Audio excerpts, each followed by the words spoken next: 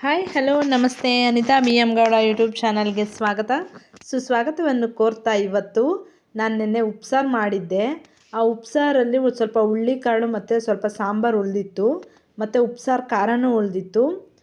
ಅದರಿಂದ ಇವತ್ತು ನಾನು ಸಾಂಬಾರು ಮಾಡೋಣ ಅಂತ ಅಂದ್ಬಿಟ್ಟು ಉಪ್ಸಾರು ಮತ್ತು ಉಪ್ಸಾರು ಖಾರ ಎರಡನ್ನೂ ಉಪಯೋಗಿಸಿ ಮಾಡುವಂತಹ ಸಾಂಬಾರಿದು. ಸ್ವಲ್ಪ ಮಿಕ್ಸಿ ಜಾರ್ ತೊಗೊಂಡು ಸ್ವಲ್ಪ ಬೆಳ್ಳುಳ್ಳಿ ಹಾಕ್ತಾಯಿದ್ದೀನಿ, ಒಂದು 10 ಎಸ್ಲು ಬೆಳ್ಳುಳ್ಳಿ, ಸ್ವಲ್ಪ ತೆಂಗಿನಕಾಯಿ ಮತ್ತು ಒಂದು ಸಣ್ಣಗಿರೋ 2 ಟೊಮೆಟೊ ಹಾಕ್ತಾಯಿದ್ದೀನಿ. ಟೊಮೆಟೊ ಹಾಕಿ ಮತ್ತು 2 ಟೊಮೆಟೊ ಹಾಕ್ತಾಯಿದ್ದೀನಿ. 2 ಟೊಮೆಟೊ ಹಾಕಾಯಿತು. ಮತ್ತು ಸ್ವಲ್ಪ ಇವಾಗ ಉಳಿದಿರುವಂತಹ ಖಾರ ಇತ್ತಲ್ವ, ಅದು ಉಪ್ಸಾರು ಖಾರ ಸ್ವಲ್ಪ ಸ್ಟ್ರಾಂಗಾಗಿದೆ. ನಾನು ಖಾರವಾಗಿ ಆಡಿಸ್ಕೊಂಡಿದ್ದೀನಿ. ಉಪ್ಸಾರು ಖಾರವನ್ನು ಇವಾಗ ಹಾಕೋಣ.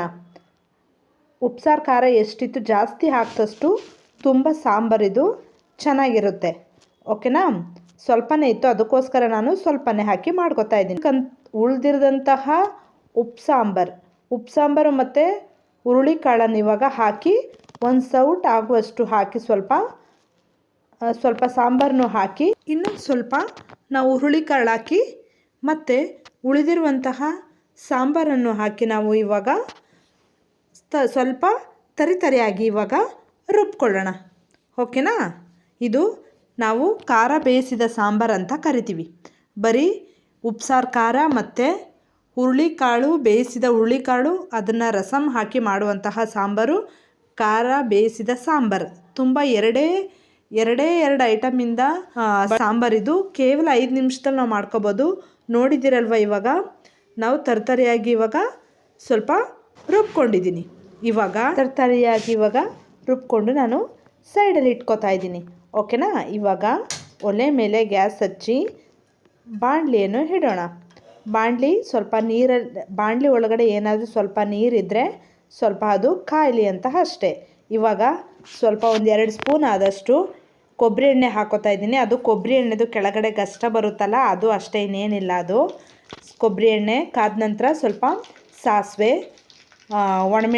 ಸಿಡ್ದಾದ್ಮೇಲೆ ಒಣಮೆಣಸಿನ್ಕಾಯಿ ಸ್ವಲ್ಪ ಬೆಚ್ಚಗಾದ್ಮೇಲೆ ನಾವು ಹಚ್ಕೊಂಡಿರುವಂತಹ 2 ಈರುಳ್ಳಿ ಹಾಕಿ ಚೆನ್ನಾಗಿ ಇವಾಗ ನಿಧಾನವಾಗಿ ಇವಾಗ ಫ್ರೈ ಮಾಡೋಣ. ನೋಡ್ತಾ ಇದ್ದೀರಲ್ವಾ, ನಿಧಾನವಾಗಿ, ಜಾಸ್ತಿ ಉರಿ ಕೊಡಬಾರ್ದು.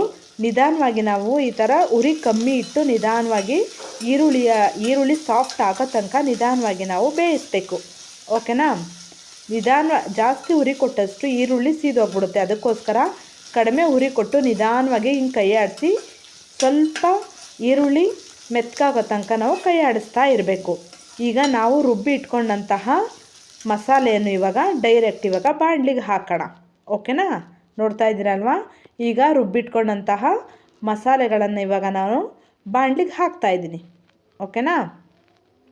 ಕೇವಲ 5 ನಿಮಿಷದಲ್ಲೇ ಮಾಡ್ಕೋಬೋದು, ಅಷ್ಟೇನು ಕಷ್ಟ ಇರಲ್ಲ. ಓಕೆನಾ? ನೋಡಿ, ನಾವು ಡೈರೆಕ್ಟಾಗಿ ಇವಾಗ ಬಾಣಲಿಗೆ ಹಾಕಿದ್ವಿ. ಇವಾಗ ಸ್ವಲ್ಪ ಉಳಿದಿರುವಂತಹ ಮಿಕ್ಸಿ ಜಾರಲ್ಲಿ ಉಳಿದಿರುವಂತಹ ಆ ಮಸಾಲೆಯನ್ನು ನೀಟಾಗಿ ನಾವು ನೀರು ಹಾಕಿ ಸ್ವಲ್ಪ ಹಿಂಗೆ ಹಳ್ಳಾಡಿಸ್ಬಿಟ್ಟು ಅದರೊಳಗಡೆ ಹಾಕೋಣ. ಓಕೆನಾ? ಈಗ ನಮಗೆ ಎಷ್ಟು ಕನ್ಸಿಸ್ಟೆನ್ಸಿ ಬೇಕು ಅಷ್ಟು ಈಗ ಸ್ವಲ್ಪ ನೀರು ಹಾಕಿ, ಎಷ್ಟು ನಮಗೆ ಅದು ತೆಳುವಾಗಿರಬೇಕಾ, ನಮಗೆ ರೈಸಿಗೆ ಬೇಕಂತಂದರೆ ಸ್ವಲ್ಪ ಇನ್ನೊಂದು ಸ್ವಲ್ಪ ನೀರು ಹಾಕಿ ಇವಾಗ ನಾವು ಸ್ವಲ್ಪ ನೀರು ಹಾಕಿಬಿಟ್ಟು ಕುದಿಯೋಕ್ಕೆ ಬಿಡೋಣ. ಓಕೆನಾ?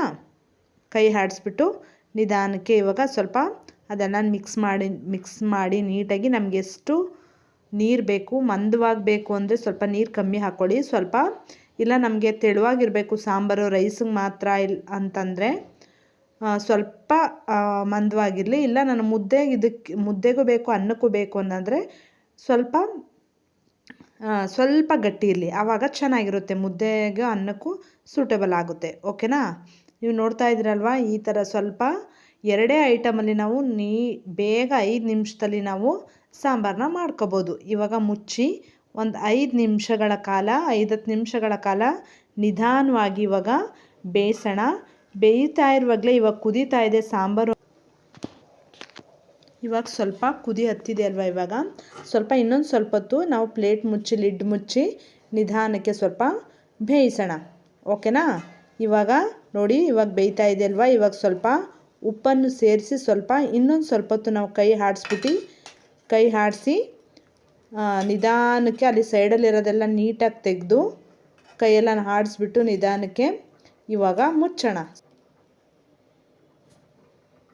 ನೋಡಿ ಅಲ್ವಾ, ಇವಾಗ ನಿಧಾನಕ್ಕೆ ಮತ್ತೆ ಇನ್ನೊಂದು 2 ನಿಮಿಷಗಳ ಕಾಲ ಲಿಡ್ಡನ್ನು ಮುಚ್ಚಿಬಿಟ್ಟು ನಾವು ಆ ಥರ ಬಾಯ್ಲ್ ಆದಮೇಲೆ ಒಂದು 5-10 ನಿಮಿಷ ಬಾಯ್ಲ್ ಆದಮೇಲೆ ಸಾಂಬಾರು ರೆಡಿ ಆಯಿತು.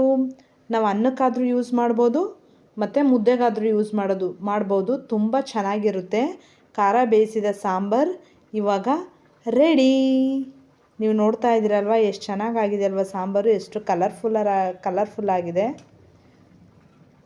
ತುಂಬ ಈಸಿಯಾಗಿ ನೆನ್ನೆ ಉಪ್ಸಾರು ಮಾಡಿಕೊಂಡು ಅದರಿಂದ ಉಳಿದಿರುವಂತಹ ಕಾಳು ಮತ್ತು ಉಪ್ಸಾರು ರಸ ಬಳಸ್ಕೊಂಡು ಮತ್ತು ಉಪ್ಸಾರಿಗೆ ಖಾರ ಮಾಡಿರ್ತೀವಲ್ವ, ಅದು ಖಾರ ಬಳಸ್ಕೊಂಡು ಕೇವಲ 5 ನಿಮಿಷದಲ್ಲಿ ನಾವು ಮಾಡಿಬಿಡ್ಬೋದು. ಈಗ ನೆನ್ನೆ ನಾವು ಸಾಂಬಾರು ಮಾಡಿದ್ವಿ ಅಂದರೆ ಇವತ್ತು ಖಾರ ಬೇಯಿಸಿ ಸಾಂಬಾರು ಮಾಡ್ಕೋಬೋದು.